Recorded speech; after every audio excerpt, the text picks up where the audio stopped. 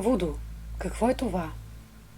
Вудо се отнася към религиите и се явява такава, но в нея има и магическа част. Ритуалите й са насочени към магически цели и резултати. Това е много древна религия, може да се каже първата религия на човечеството. Тъй като преди хората изцяло и напълно са се покланяли и са почитали духовете, елементите на огъня, водата, същности, сгъстявани от енергия. Водомагията е станала толкова разнообразна, благодарение на не най-доброто положение на човека, благодарение на робството и неволята. Защото черната раса винаги е била под голям гнет.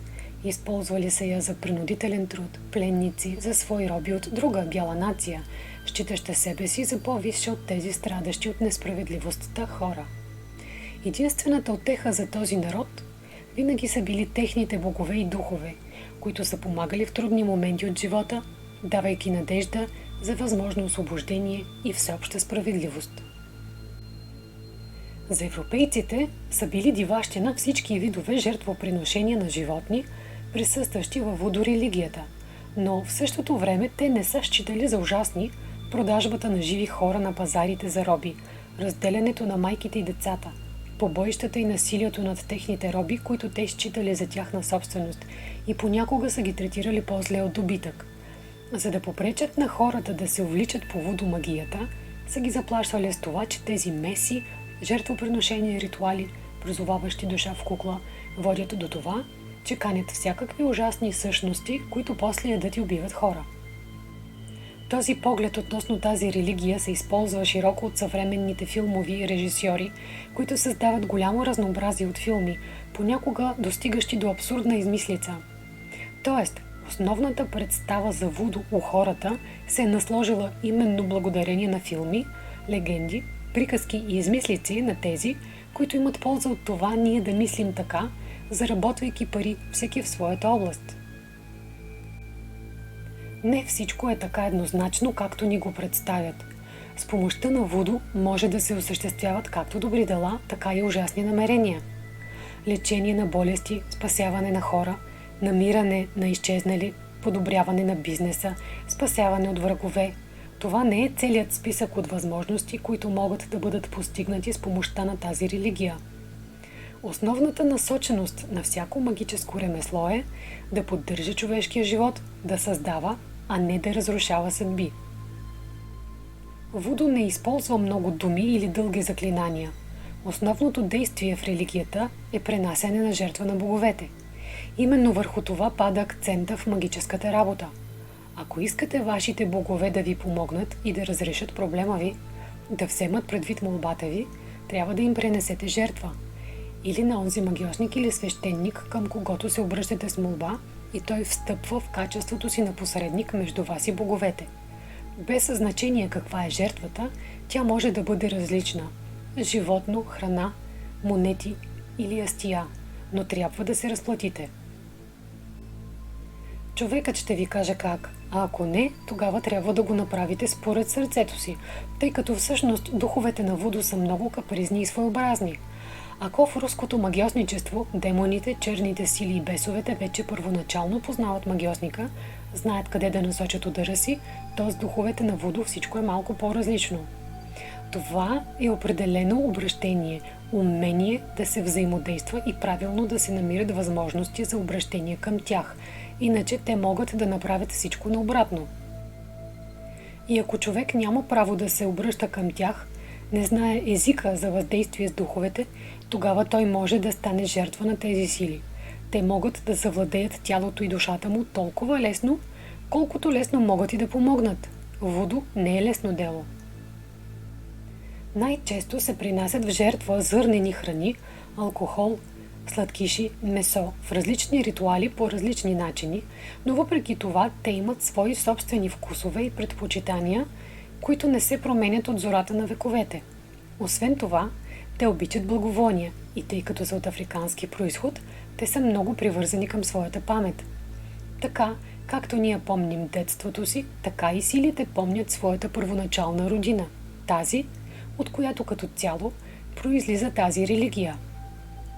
Затова в ритуалите са използвали много пъстри цветове, голям брой различни цветя, кафе, аромат на рози, сандалово дърво и какао. След като вудо се е разпространило из Хаити по островите в Мала Азия, по континента с бял происход, Бразилия, Европа, вудо естествено започнало да придобива нови цветове. Там са смесвали вече нови направления – християнски молитви, появили са се нови богове – Ешо, Исус, който според тяхното разбиране е Спасителят, Святият Дух. Думите Санто, Санта Мария започнали да обозначават Великата майка Африка, асоциирайки я като майката на вудо. Появили са се нови магиосници, като например Мария Лаво, която считат за майката на вудо, въпреки че не тя е създала това течение, но го е направила много популярно. Тя се е родила в семейството на черни роби. От нея много са се бояли, но хора от всички нива и съсловия са се обръщали към нея, дори и най-богатите велможи. За да не бъде забранено вудо, са започнали да го маскират. Точно както и у нас, когато маскирали всякакви древни магически ритуали, не даващи покой на народа, който се страхувал от всичко, което не е можел да разбере. Тоест, в своите обращения към боговете, те започнали да използват други думи, такива като в името на Бога и Отца, вместо за слава на древните богове, покровители на човешкия род. Но смисълът не се е загубил. Има африканско вудо, където има повече простота и аскетизъм, но не по-малко сила. Има и вудо Хаити, където дори има наказателно преследване на тези, които могат да използват черни ритуали, наивно вярвайки, че според вида на атрибутите могат да решат кой конкретен ритуал може да я порча. Всичко това говори само за едно, че дори най-разумните и скептични мъже вярват в цялата тази религия и се страхуват на подсъзнателно ниво. Има латиноамериканско вудо, където много селски светци са смесени в един вид особен коктейл от богове. Но във всеки случай, това е много древна религия на поклонение на боговете на природата. Самата дума вудо означава дух. Появили са се нови божества на вудо, същата тази мама Бриджит, която колкото и да е странно е англичанка. Тоест, смята се, че европейските богове просто са се слели в пантеона на вудо и е създадено нещо обобщено в дадения образ. Това не са митове и легенди. Това са много работещи сили. Мама Бриджит е англичанка с много добро сърце, но самата тя е смъртта, съпругата на барона Самеди или иначе казано Събота. Той е пазителят на всички гробища, смъртта. Смята се, че мама Бриджит може да се смили и да помогне.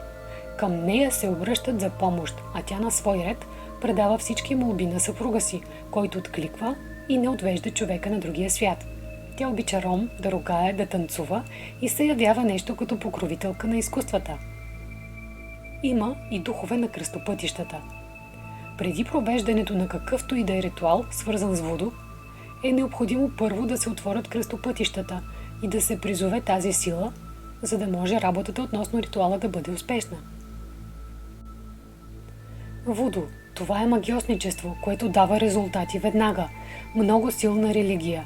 Трябва да боравите с вудо крайно акуратно, защото не винаги ще бъде възможно да се коригира всяка грешка, допусната поради неопитност или незнание.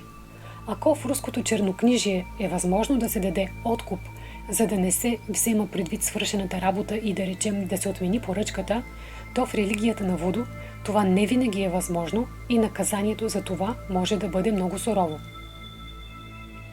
Това кратко обяснение по въпросите на вудо може да ви даде поне някаква първоначална представа за тази религия. Бележка на редактора. В своите лекции по темата вудо, ведьма Инка Хосроева обяснява значението на тази дума – вуду, което означава тъмно и светло, т.е. тъмната и светлата енергия на Вселената, на мирозданието, която може да бъде насочена както за благо, така и във вреда.